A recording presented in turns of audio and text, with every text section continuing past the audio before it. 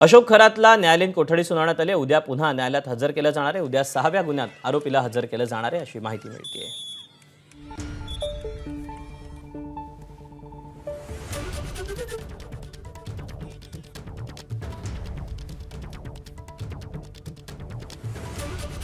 आरोपी अशोक खरात याला आज व्हिडिओ कॉन्फरन्सिंग थ्रू मान्य कोर्टामध्ये हजर करण्यात आलेलं होतं.